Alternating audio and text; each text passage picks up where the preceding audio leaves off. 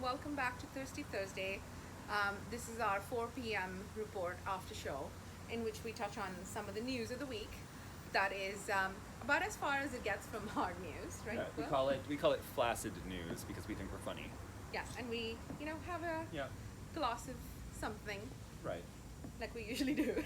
Yes. This isn't just a Thursday thing. So to begin with, we're going to recap our episode of the week. Who do we talk to? Yeah, so in this week's 4 a.m. report, which went out at 4 a.m. this morning, we spoke to Kerri Beaulieu, one of our favorites. Mm-hmm. She is the marketing manager for Climate Care, which is a cooperative of HVAC companies located in towns and cities across Ontario. Mm-hmm. And we talked about local, how, you've heard shop local, buy local, support local for years now, which is wonderful, but it's really amped up and taken on a new meaning during the pandemic. It's your community that's got you through it. It's your neighbors that might have got out and got groceries for someone who's elderly. You're not going anywhere. You're in your community. Vacations aren't really happening. And so we talked about how these local independent businesses can actually find an opportunity in stepping up their local, not just their messaging, but the actions they do to showcase that they actually are living and breathing local. So true. I think the people want it.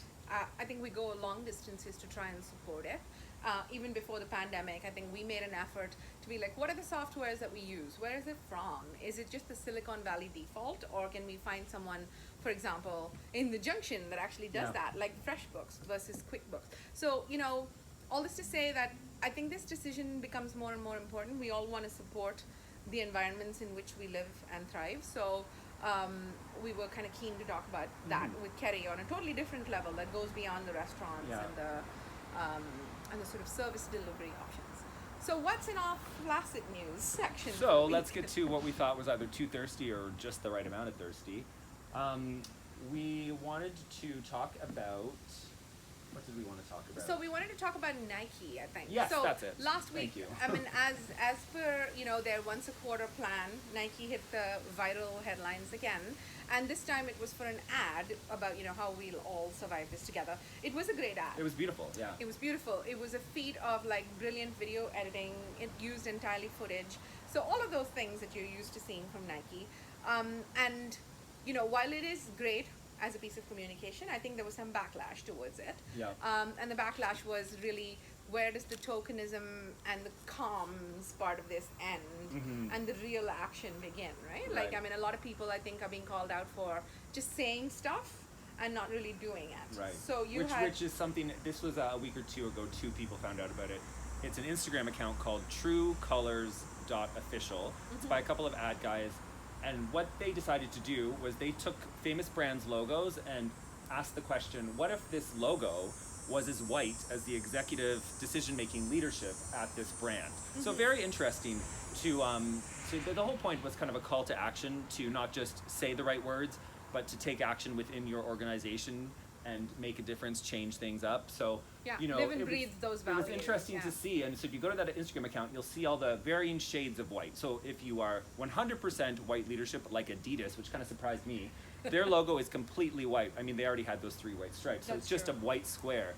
And if and then there's going all the way to the shades of gray. But some other ones that I was surprised by, Netflix and Lululemon had a 94% white leadership. Apple was something like 77%. And Under Armour was 82. So it's just really interesting, and it really does make a visual point. It does, yeah. And it's interesting because I think we're in a culture where the people are looking for the drama and the theater, and a point is not fully made until these types of measures are taken. Like now someone published this, a couple of ad guys are calling out a bunch of big names. More people will be interested in the discussion. So to me, I think this is a good thing.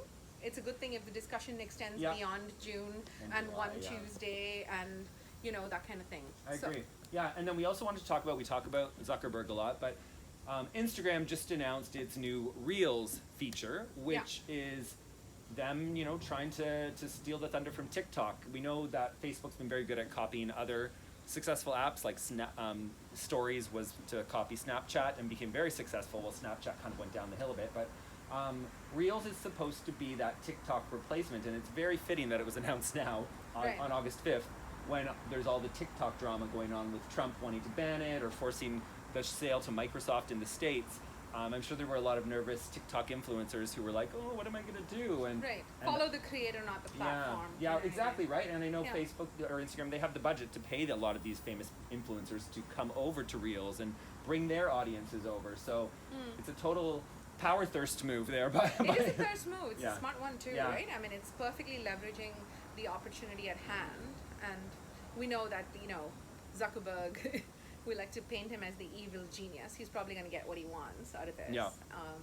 But do you think the impact of the Facebook boycott is at all going to influence this, Will? I don't know. I don't think so. I mean, a few brands I think are going to stick with the boycott for a while longer, maybe for good. But I mean, someone described what this Stop Hate for Profit movement of boycotting Facebook for July was all about. It was like a warning shot. Right. It was kind of like someone said Facebook might come out of it with 2 bruised eyes, but they're still going strong, right? Yeah. It's kind of a long term. Again, this is more dense into their reputation. Reputation dent's going to count, right? Yeah. In the end. So, stay tuned. Who really knows? And last, we do want to quickly mention, we've got a book club. We announced it. Thank you to everyone who's signed up and showed interest. Good to Great, Jim Collins. Yes. I learned about this book from Susan. It's not a new book, but it's a book that's still very, very relevant today about leadership, being the difference between being a good leader and a great leader and taking your company to great. And it is the origins of all of the flywheel thinking that we sort of subscribe to.